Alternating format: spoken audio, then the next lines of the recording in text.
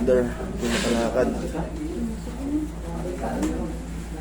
Sir, buhatin nyo na lang, sir. Yan. Upo nyo lang dito, sir. Yan.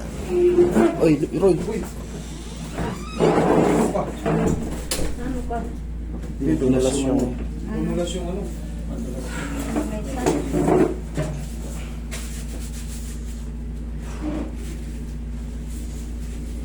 nangyari? Kasi na-undul ako nung E-bike. e-bike. Ayun lang. Ilang taon na si nanay? Ano, 17. 70 ka? 17. Di October. Hindi, ilang taon na kayo, Nay? 73 na. 73, nabundol kayo ng e-bike. Oo. Ngayon, Pati- patingin yung x-ray. Wala. Saan kayo tinamaan ng ano? Ito ako tinaman dito yung pag namuntog ako doon. Natugba Dito ka ako. tinamaan, siyempre Oo. babagsak kayo. Oo. Yun ang tatama. Yung tumama. Ngayon, bakit di kayo makatayo? Ano yung masakit sa inyo? Kasi parang di sila magkaano, wala sa Parang alay basa. yung ano. Hanapin ko na yun sa'yo. Hindi, anong lima? Ano hindi siya Hindi ako mag-alay? Hindi ka makano? hindi ko maitukod. Yung ano ko yung... O, hindi, huwag muna ako na. Mamaya na. Tapos ito, parang... Twist. Ano, Sino ang kabangga sa inyo? Taga saan po ba kayo? Paranaque. Parang niya kayo, dapat sasagutin niya yung ano. Nabakal yung sa may ano nyo na eh. wala daw fracture. Wala, ayaw makipag-coordinate. Kaya ayoko muna siyang harapin eh. Mother muna. Ha? Kasi kasuhin mo si mother. Oo. Ito nag-ano to. Itong kanan nyo masakit? Itong kanan eh. Tapos na mag-aino. Nagkaroon to ng ano, trauma. Itong femur head nyo. Femur neck nyo. Saan dito yung banda, boss? Ito sir. Ito. Kaya hindi parang magtugma, kaya hindi nyo may tayo. Yun nga po. Tapos ito, nadaga ng gulong. Tumama yung dito ni nanay, nag-crack. Oo, kasi kapag ako, pag hinahakbang ko, dito pa May sugat din po pala. bumubukol. Ang sugatan lang. Sugatan. Yung pagtumba niya. Ito, tingnan mo, tugman-tugma ako sa nararamdaman ni nanay. Ito, hindi siya. Minsan kasi dapat magpaano kayo. Hindi naman sa pag-aano, I mean, ano nyo to. O ipa-double check nyo sa ortho doctor. Para second opinion kayo. Kasi, based dun sa tinuturo ko, dun sumasakit no. Nagkaroon ng mild crack yan. Dito sa kabila, wala. Malinis. Tingnan mo, balik ko ron. Pansinin mo to. Ngayon, ito yung nararamdaman ni nanay. Yan ang tumama sa kanya eh. Pagbagsak niya sa ano, kasi fragile na ang matatanda. 73 si nanay. Hindi natin pwedeng hatakin niya yan. Mababali yan, matutuloy yan ng bali yan. Ang pinaka-the best niyan, naka-wheelchair si nanay. Oo, naka-wheelchair nga siya. Yun na lang, pahihilumin na ng tunay. Ang pinakamasakit nito, tatanggapin nyo talaga kayo na matagal kayo bago makalakad. Paghihilumin pa yan. Ang pinaka-the best niyan, magbabitamin si nanay ng puto. Hindi siya totaling na hindi siya totaling nabasag. Oo. Nag-crack lang. Siyempre, pag bundol ng e-bike, tinamaan sa kaliwa. Boom! Siyempre, umpog yung ano niya yung ito niya sa... Tsaka malakas kita mo. Alam mo kung hindi malakas kung tumba lang na hindi to gagasgas. Ayan warat Naan po yan ang gulong. Ang gulungan. Nagulungan pa. Sinagasaan talaga kayo.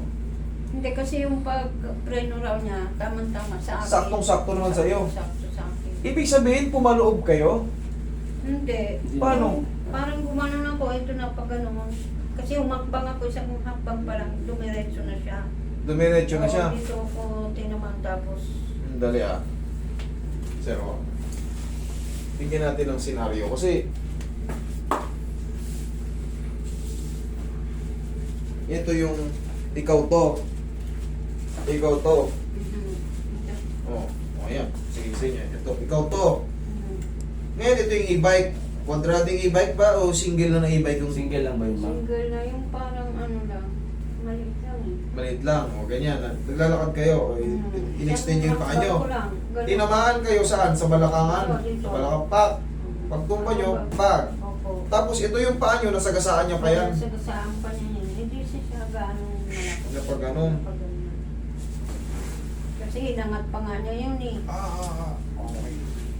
Totoo, malaking posibilidad. Yung nararamdaman kasi nanay, hindi siya makatayo. para raw may sumasala. Ngayon, kailan nyo nagpa-x-ray yan? Ikot. Kailan to, ma? Noong 17 October. October 17, ngayon is November... Ay, December na pala. Magdalawa Ngayon? na.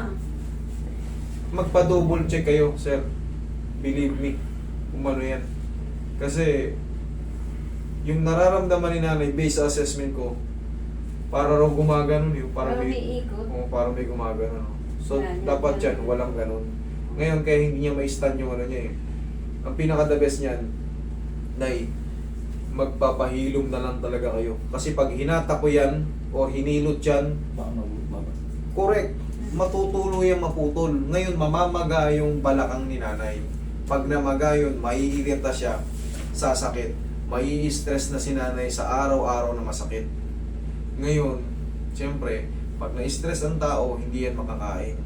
Kasi masakit. Hindi ka makakain, hindi ka makatulog dahil makirot. Ang pinaka-the best niyan, wag na nating galawin. I-wheelchair lang siya, tapos mag-take lang kayo ng vitamin sa buto. Ngayon, kaya niyo umupo. Opo. Tayo Yes. kung Tama yan, Naupo okay. naman ako. Mas the best na yung ganyan.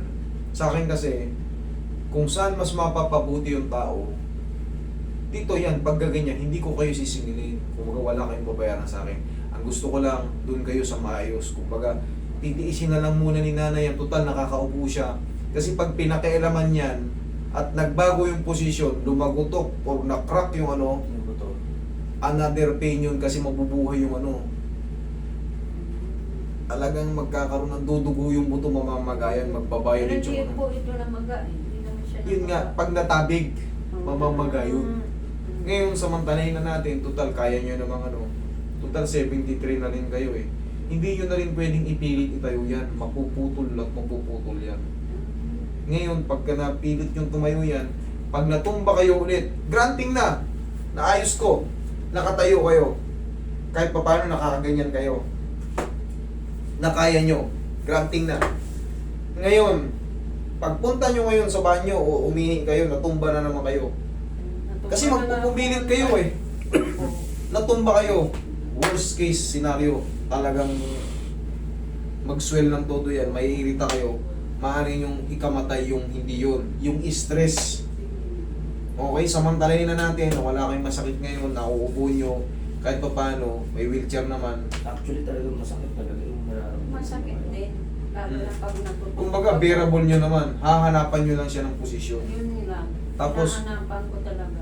Kumbaga, wala akong may tutulong. Anong Advice lang. possible na pwedeng maayos yung case mo?